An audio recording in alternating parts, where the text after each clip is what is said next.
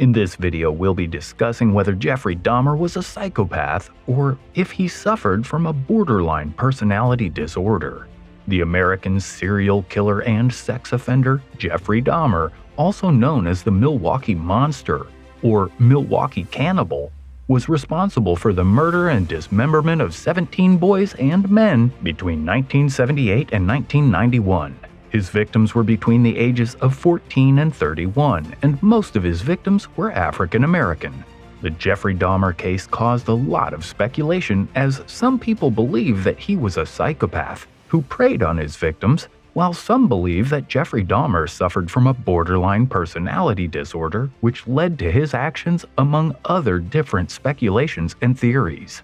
Which of these schools of thought do you belong to? Let us know in the comments section below. In this video, we'll be examining both theories. Was Jeffrey Dahmer a psychopath? Or was Jeffrey Dahmer suffering from borderline personality disorder? If you'd like to know what's what, then you have to stick around to the end. Before we begin, don't forget to give this video a big thumbs up by clicking on the like button.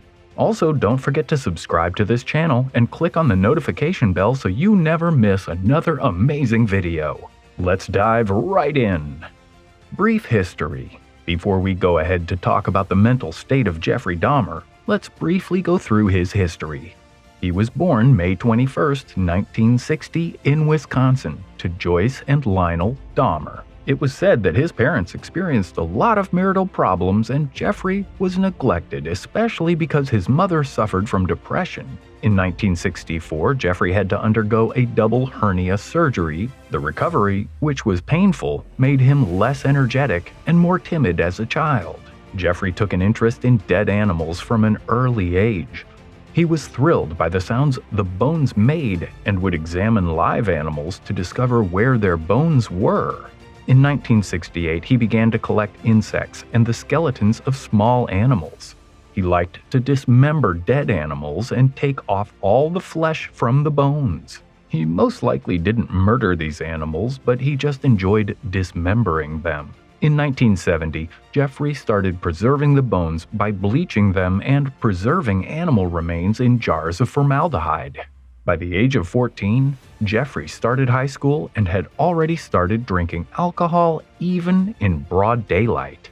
On reaching puberty, he realized he was gay and started fantasizing about having sex with a corpse. His drinking had increased a lot by this time, and this could be indicative of him trying to suppress his obsessive thoughts of having sex with a corpse. According to Dahmer, he had fantasies of murdering a particular male jogger and then having sex with his body. On the day he tried to kill this man, the jogger did not show up. It wasn't until 1978, after his parents went through a divorce and his mother left with Jeffrey's younger brother David, that Jeffrey killed his first victim. The 19-year-old hitchhiker, Stephen Hicks, was lured by Jeffrey to his house to have drinks. After some time, Hicks wanted to leave, but Jeffrey didn't want him to. So Jeffrey bludgeoned Hicks with a dumbbell and strangled him to death with the dumbbell. He went ahead to strip Hicks's body off his clothes while masturbating over the corpse. This was Jeffrey's first kill, but he didn't stop there. Jeffrey was arrested a lot by the police for crimes ranging from drunk and disorderly conduct, indecent exposure, sexual assault, and so on. Jeffrey went on to murder 16 other young men by luring them to his apartment, drugging them, killing them, dismembering them, preserving some of their body parts, and even cooking and eating some of their body parts. In 1991, Jeffrey Dahmer was arrested after a victim he had lured to his house escaped and flagged down a police car. Now let's look at the mental state of Jeffrey Dahmer. Was he really a psychopath, or did he suffer from borderline personality disorder? Who is a psychopath? Though not an official mental health diagnosis, the term psychopath is used to describe someone who has a persistent and very severe form of antisocial personality disorder. Psychopaths are egocentric. They lack empathy and have no remorse for their actions. They are completely lacking in conscience and in feeling for others. Psychopaths selfishly take what they want and do what they like.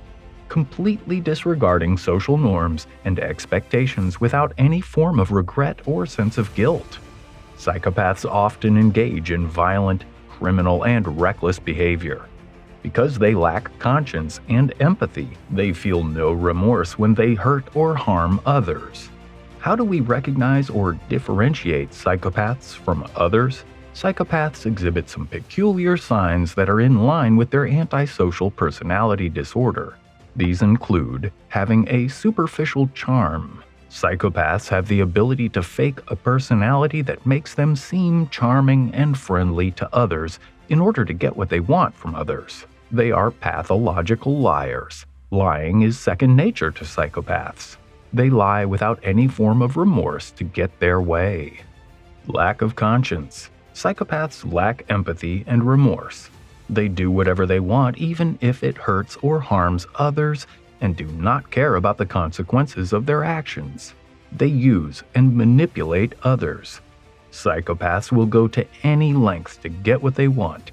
They use, manipulate, abuse, and hurt others. They generally exhibit behaviors that conflict with social norms. They have a disregard for safety and exhibiting recklessness. Psychopaths are generally reckless and are always seeking thrills, always having issues with the law. They're often involved in immoral and illegal activities, often involved in violent crimes. Was Jeffrey Dahmer a psychopath? Considering the pattern Jeffrey used to get his victims, he showed a lot of psychopathic traits. I'll be examining his personality using the Big 5 personality traits, a grouping used for personality traits. Number 1. Openness to experience. Jeffrey Dahmer seemed to have high openness to experience. He seemed adventurous and had an active imagination. He had a lot of fantasies, even from a young age. This is highly consistent with having high openness to experience. Number 2. Conscientiousness. I'd say he had quite low conscientiousness as he acted on impulse a lot. He was thrill-seeking and exhibited reckless behavior which led him to be arrested a couple of times. Number 3. Extroversion. Jeffrey had low extroversion, so he was introverted. He was reserved and kept to himself, but like a very crucial sign of psychopaths, he was able to demonstrate superficial charm when needed. Number 4. Agreeableness.